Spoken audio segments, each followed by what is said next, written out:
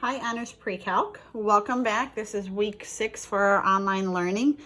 This week we're going to be focusing on still continuing to solve systems of equations, but now with our systems of equations we are going to solve, instead of with matrix equations or Cramer's rule, we're going to solve with augmented matrices.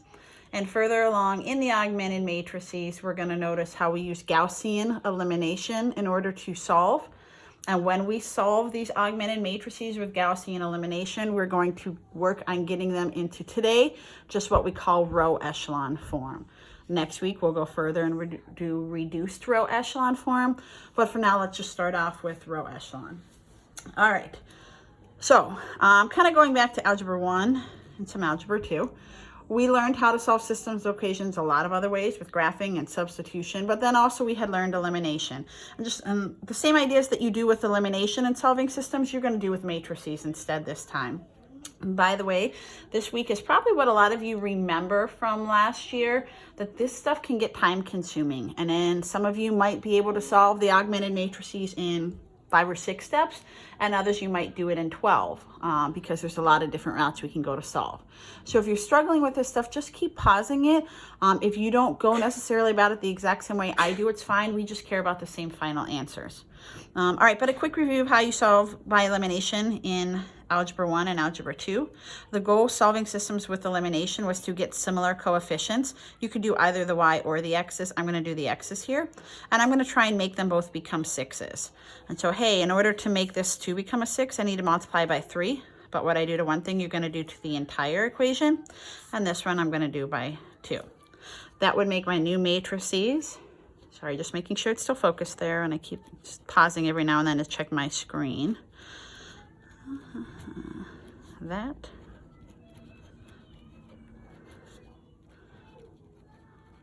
There we go.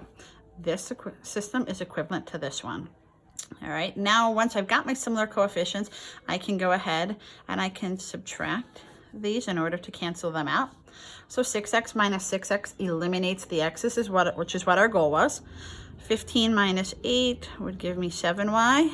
And negative 48 minus a negative 34 will give me a negative 14. I can then go ahead and solve this equation out for y. Divide both sides by 7, and I get negative 2. Once I know my y value, just like you solved with systems before, we plug back in to get the x, and it doesn't matter which one you plug back into. I'm going to plug it back into the top one, which would now read 2x plus 5 times negative 2 equals negative 16.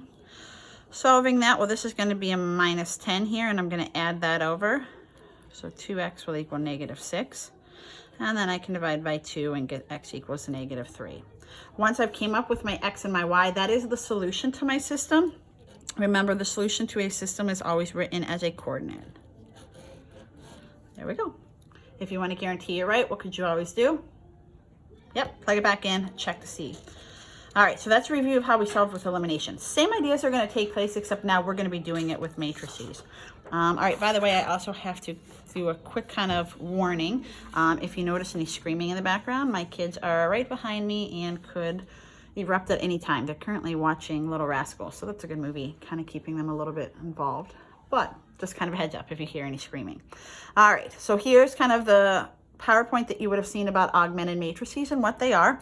An augmented matrix has both the coefficients and the constants all in one equation. They're just separated by a vertical bar that represents really where the equal signs would be. So kind of just practice with a smaller system and then a larger 3x3. Well, not a 3x3, but a 3 equation system, I'm sorry. Writing this first one into an augmented matrix. I'm going to now make my vertical bar to represent the equal signs, and then you're literally just going to go in and throw in the coefficients, 1, negative 5, and that equals the constant of 15. Now, 3x plus, well, we don't have any y, so 0y equals 3. Here is the augmented matrix that represents that system of equations. And then we would talk about solving from there. All right, take a minute and try and do this one as well. This augmented matrix.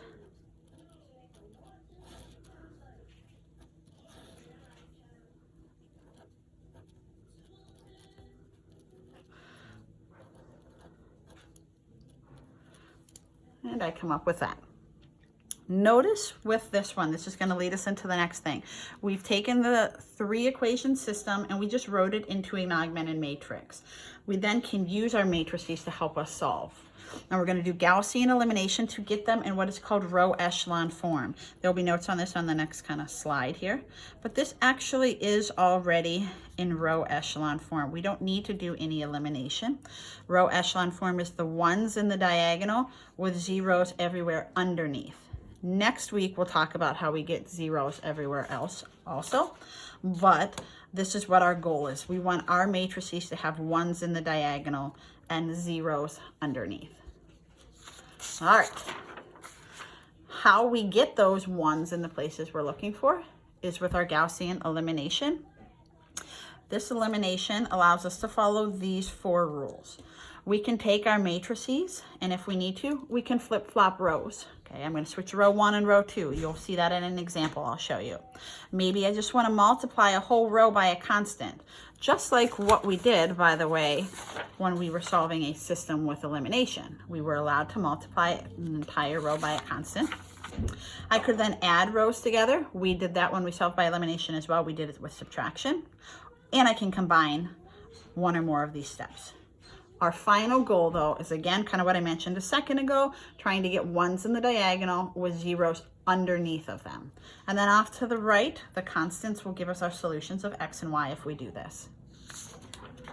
All right, so what I have done for the sake of time, by the way, is I kind of went through and I filled in some of my material.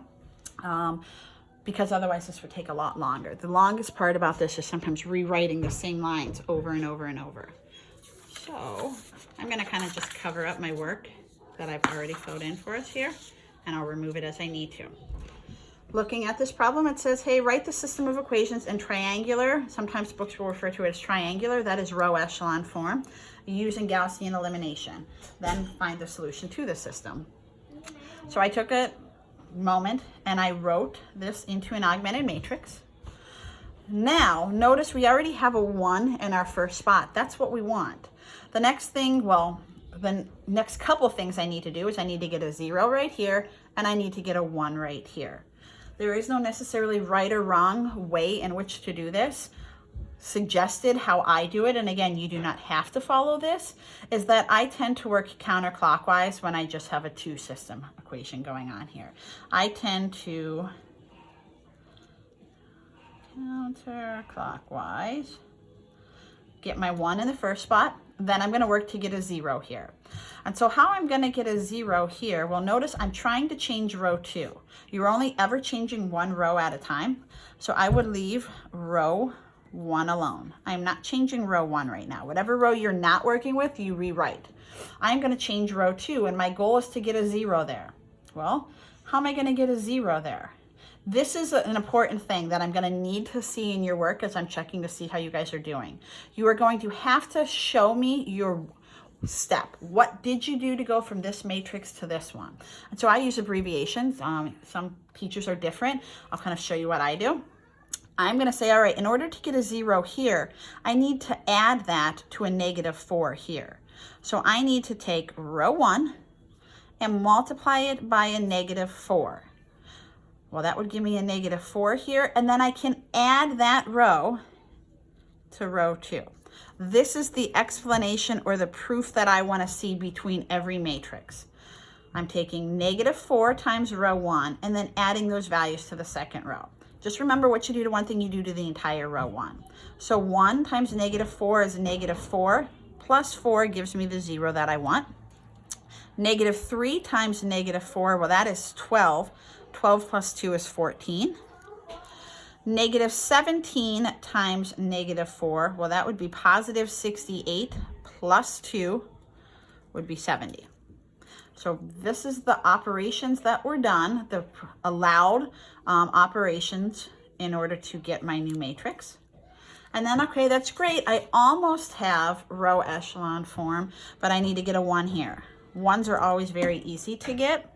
All I need to do to this row in order to get rid of the 14 is I need to take row 2 and I need to multiply it by the reciprocal. Notice I am not changing row 1 again. Row 1 is perfectly fine. Leave it alone. Honestly, a lot of times the biggest mistakes I see is people like forgetting a negative sign when they rewrite a row. So just kind of double check, is it actually the same? And then go through and I'm going to multiply everything in row 2 by 1/14. Well, 0 times anything is 0. That's why I got that 0 first. 14 times 1/14 is 1. And 70 times 1/14 is 5. Once I know that, we're done. We've got row echelon form here. 1's in the diagonal, 0 underneath. I could then think about filling back in my variables. Looking at this second equation really says 0x plus 1y equals 5. Therefore, we know now that y equals 5. And once I know what y equals, just like I did with solving by elimination or any other substitution method to solve systems, I plug back in. And so now I'm going to take the first one, and that first equation would say, hey, 1x minus 3y equals negative 17. And hey, all right, this x I don't know, but I now know that y is 5. And if I solve this basic equation, I end up with x being negative 2. Once I have my solution, I'm always going to write it as a coordinate point. Okay, so there we go. And if I have time, what am I going to do to guarantee that my point is correct? Well, plug it back in. Listen, I am not saying this is the quickest way to solve this. I get it. Some of you are like, this is pointless. I'm not going to do this. It's understanding that we have a lot of different ways to solve things. And if one way seems more complicated, we bounce to the next idea and try another one. And so this is a valid route. This works all the time. Normally, I would have solved with substitution up here, or I could have done elimination, but row echelon form does work. And by the way, so does Kramer's rule that you worked on last week. Okay, but this week I will want you trying row echelon form every time. All right, this example is a pretty basic one. It's just, again, a 2 equation system. So let's jump into a harder one, perhaps, a more involved one. Make sure I get everything in here. So now we have a 3 equation system. I'm going to do this. Sorry, I'm trying to cover up my work that I kind of used to make life a little bit quicker. Remember, you can always pause these videos and rewind and watch as many times as you need. But I've taken my system of equations here, and since I don't want to do substitution or elimination, I'm going to go ahead and try row echelon form with an augmented matrix. So I wrote my augmented matrix. Double check your signs every time, please. Otherwise, you'll be wasting a half hour of your life. All right. Now my goal, remember, is to get 1's in the diagonals. 1's are easy to get. So I'm not going to worry about getting these 1's right now, because if I do, I'm going to honestly have to go back and change them. I'm going to work, and honestly, I'm just going to get a 0 here. There is no right or wrong, though. There's a lot of different orders of which you could go ahead and do this. But when I look at this, all right, if I want a 0 here, that means I need to add a negative 3 to it. Well, in order to get a negative 3 somewhere else, I could either multiply the top row by negative 3, or I could just multiply the third row by positive 3. Your call. But again, notice I'm working in row 2. So when I set up my matrix, I'm trying to squeeze all this in, sorry.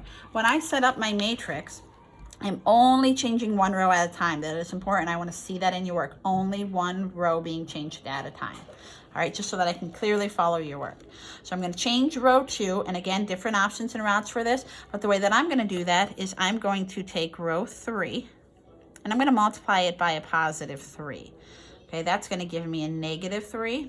Then I'm going to add that value to row 2. The row that you are trying to change should be at the end.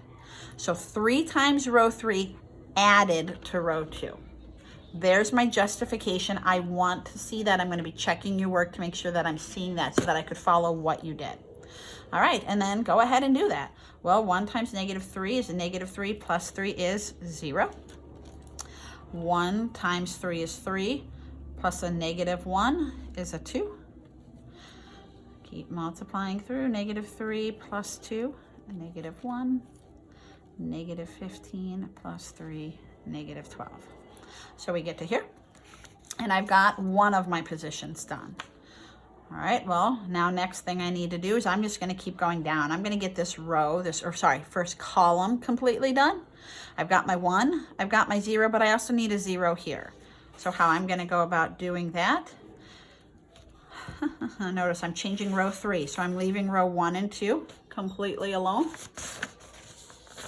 And I'm going to change row 3 by adding row 1 to it. I don't need to do any multiplication. I just need to add 2 rows together. Only one of the operations needed done here. So add those. Those don't take too long to actually go through and do. 0, 3, -4, and -33. Oh, my favorite number. All right. Again, some of you write bigger, some of you write smaller, but hey, I'm out of room on my paper.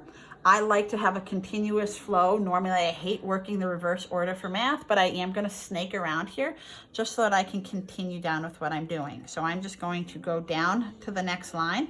And again, next to my arrow, I'm going to give my justification for what I'm doing. Notice this column is done. The next thing that I'm going to do is I'm going to work on column 2 now. So I kind of do column by column when it's a larger matrix. All right, well, hey, I know I'm going to 101 here. This 2 doesn't matter. That 2 is fine. I can keep that there. I'm going to work on changing this second row. Okay, so notice I'm leaving rows 1 and 3 alone. And I'm going to change that second row just by multiplying it by its reciprocal that I'm trying to get rid of. And then I go through and I do that. 0 times anything is 0. 2 times 1/2 is 1. Multiply. You will get fractions at times. I think the last example I give you is pretty messy with fractions based on the route I went. Sometimes you can do it other ways, and that's fine. All right, and I get to here. All right, now my matrix is looking better. Again, column 1's done. Column 2's got the 1 in its spot, but I don't have the 0 below it that I need. All right, so hey, what can I do to get rid of this 3 and make it a 0? Well, I could add a -3 to it. But in order to get a -3, I'm going to have to take row 2 and multiply it by a -3, 1 times a -3, and then add that to that third row that I'm trying to change. So remember, I am changing row 3. What you are changing should always be at the end. So I'm leaving rows 1 and 2 completely alone. I just rewrite exactly what I had. And then I go through and I multiply. 0 times a -3 added to 0. Still 0. -3 times 1 is -3 plus 3. Well, there's a 0 I wanted.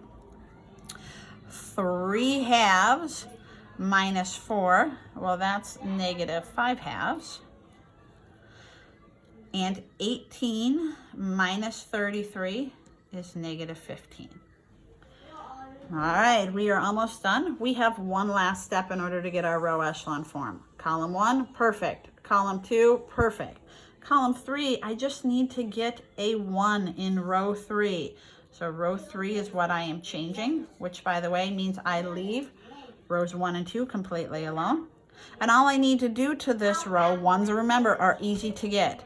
Multiply by the reciprocal. I need to multiply by -2/5. Well, 0 times anything, those stay 0. So that's why I always get those first, because they're easy to get to keep. And then -2/5 times -5/2 is 1. And -2/5 times -15 is 6. I've got my row echelon form after this step. Again, next week, it's just more or less of the same, but we'll work on getting zeros with reduced row echelon form next week. For now, though, okay, I've got my answer here. This now lets me know that 1z equals 6. And I go back and I keep on working with my reverse substitution. 0x plus 1y minus 1/2 z equals -6. So y minus 3 equals -6, and y equals -3. I know my z, I now know my y, and I can plug them both into my top equation of 1x plus 2y minus 3z equals -28. I clean that up. This is going to be -6 minus 18, well, that'd be -24. And I get x equals -4. I've got my Z, my Y, my X. I have all of the points for my coordinate. Make sure you write them in alphabetical order when you express your solution. Done. Takes a while, but I'm gonna go ahead and this last one, I'm just gonna kind of fill in quickly. You guys are welcome to pause this, rewind, watch as much as you need to, but I've kind of gone through. This is not the only way to solve this. You could go about this in a different order, and that's perfectly fine. But hey, another 3-equation system, I write it into an augmented matrix. Again, when I go to do this one, the first thing that I chose to do is I actually am going to take row 1 and I'm going to switch it with row 2. I'm literally just flip-flopping these rows.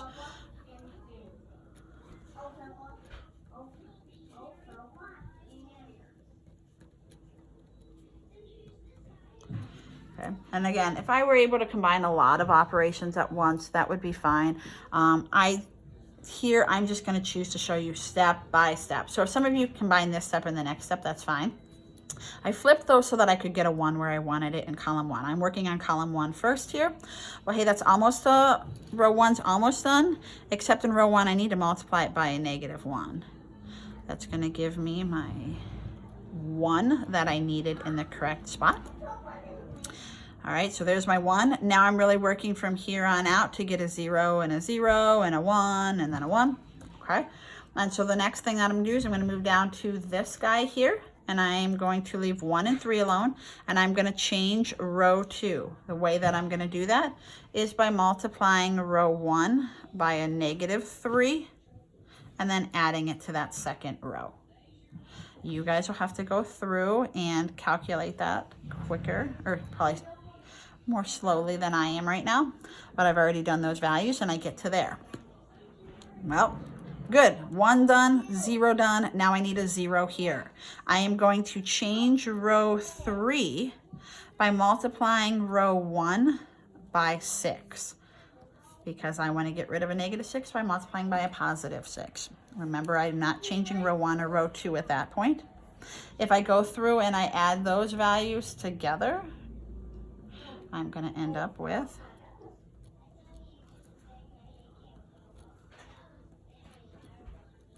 that.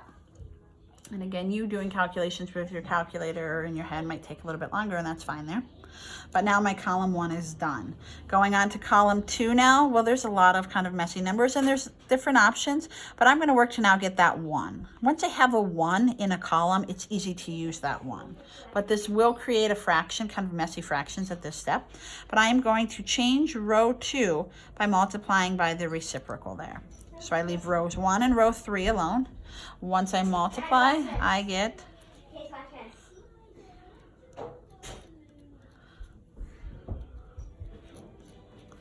there. All right, now I can use that 1 to help me get the 0 below that I needed. And I'm going to do that by taking, I'm going to change row 3 is what I'm trying to get. And I'm going to do that by taking row 2 and multiplying it by 12. If I multiply row 2 by 12, I can add it. That's going to give me, again, messy looking fractions here, and that's okay.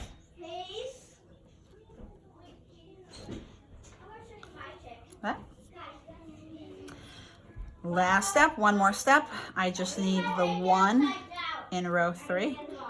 Hold on 1 second. Sorry, guys, please be quiet. Addison Grace, you need to stop. Thank you. All right, last step, guys. I need to take and multiply by the reciprocal, which is 11 over 260.